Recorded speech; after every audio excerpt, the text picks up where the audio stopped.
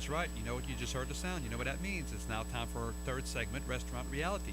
This is the time where we give you the in-depth about the tough topics that no one wants to talk about. We'll provide our listeners with first-hand accounts on buying or selling restaurants and everything in between, such as trends, operation, employee education, and much more. Robin, we talk about breweries today, microbreweries. Tell us. I mean, this was amazing. You know, what's unbelievable to me is that the industry is topping the $12 billion mark, but it's still a young industry and there's lots of growth. So, what does that mean? You've got the growth, you've got a new business. You know, we'll always give the reality of the business on this segment of the show. So, what are parts of that reality we probably need to let our viewers and listeners know about? I don't think we have enough time in our segment to talk about, but let's talk about some of the key points. I was reading an article recently about that, we're thinking that this is the guy that, upgraded from Budweiser to the finer beers. That's one of the customers. But they compare now craft brewers, drinkers, people are drinking Cabernets and fine, whiskeys and ryes and very high-end stuff. So this is a whole different market of beer than just your casual guy to just say, hey, I'm spending a bit more money. And the reality also is you're looking out there, people feel like beer is a cheaper product, but you're talking about $9, $10, $11 for a beer. This is as much as a cocktail, Robin, or a good glass of wine that people are buying. Well, and you're also breaking ground in a new territory. These microbreweries and any other concept that you're taking on, you've got to be willing and able to take on the higher level of risk. But you also are going to face, because it's a higher level of risk, you're going to have regulatory struggles. In technology, they call it the bleeding edge when you're on the front end of a trend because you get knocked around and get your bumps and scrapes. But that's really true when you're starting out in the restaurant industry in a space that's developing like this. You know, when we started out, Eric, a few years ago, helping brewers find space for their concepts, they would come to us. They were ready to go. They knew how to brew. They knew exactly what they wanted. They'd get a space leased, and then it was ready, set, slow. Why was that? Because nobody had the regulation. Nobody knew how to handle this. This was a new animal. I mean, we heard Brendan talking about him and his friends. I've talked to some attorneys in different various states that are spending months, sometimes years, to work with local municipalities and states to craft, no pun intended here, some new rules and regulations to accommodate these, because people want the revenue, they want it, they just don't know how to handle it, how to regulate it. Well, and also, I mean, think about it, for any new concept can fall into this. Let's say make something up and say you want to design a concept where customers come in the kitchen and cook alongside the chef. Well, does the health department allow that? Food trucks. We went through this same scenario with food trucks where there was this rush to the market for the food truck business very early on from clients. The reality is you do need to understand what's going to be required for permitting, where you're going to be able to park, what kind of service. I mean, the regulations around that industry are kind of happened overnight. There's a law in Atlanta, for example, that someone serving a food truck can't be within 250 feet of an existing restaurant that serves the same cuisine because they don't want a taco stand next to an established taco restaurant. Well, that grew up out of somebody on the street saying, let's don't have that competition. But the reality is you're going to have to study and understand this before you get going. Yeah, and this applies to right now. We're talking about, brew pubs, microbreweries, nano breweries. We heard about it today. But if you're an existing restaurateur or you have a sports bar or you do something, this is actually a little easier for you to join that fray and to try to get some of these revenues. There's a lot of opportunity for you tomorrow to do that. But in order to do that, you have to look at it from perspective. You don't get rid of all your American beers or whatever and just go 100% craft. There's so much choice out there. We heard today new breweries coming out in your local market. Even I guess we heard microbreweries on the national level, like Indian Pale Ale and Sierra Nevada IPAs.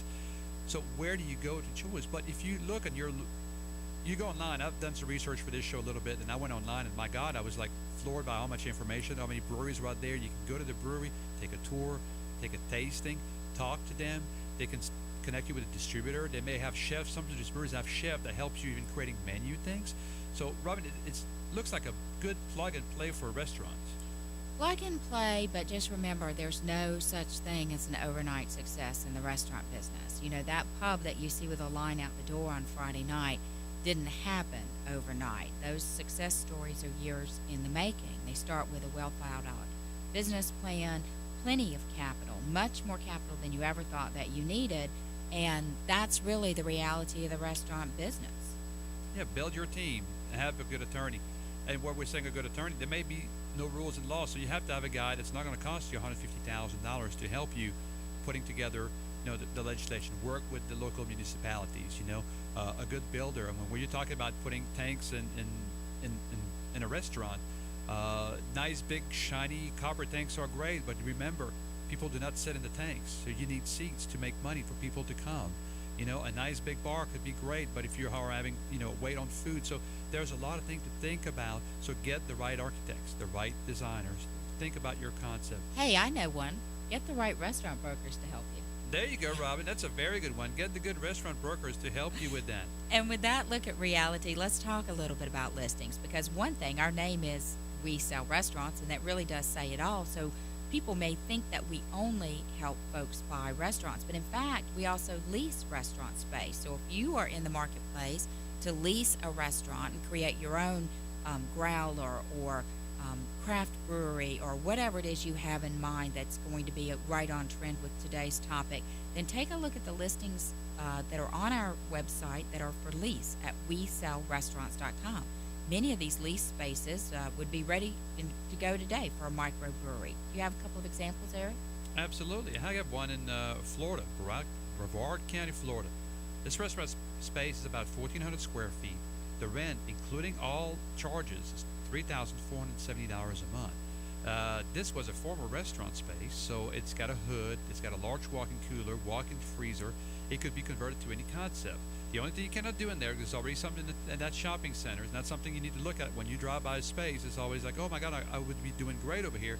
Make sure there's no concept similar to yours. So you cannot do wings or pizza, but everything else, meaning brew pub, growlers, or anything else that we've talked about today, would fit. So you can contact us at WeSellRestaurants.com and contact our good friend Ken over there in South Florida to find out more about this one. And in that case, what we're talking about is a lease space with what's called no key money, Eric. And that means you don't have to pay anything to take over the equipment and materials of that former restaurant space that operated in that location.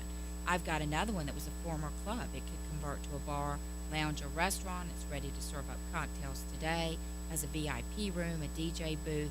Now, this is rather large. It's around 3,500 square feet. It leases for $9,300 a month. But again, you just turn the key and get going. And that's a very important concept. No upfront capital. That's right. So you can save your money for operations, which is very important. That's one thing you have to look at.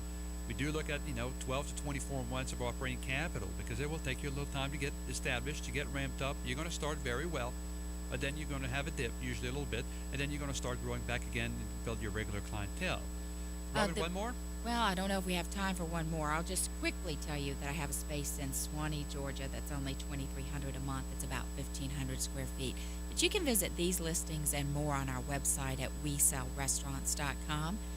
Remember, we're Eric and Robin Gagnon. We're on the air every single week. We're attempting to satisfy your appetite for acquisition, feed the need for restaurant reality, and serve up a recipe for business success in the restaurant industry.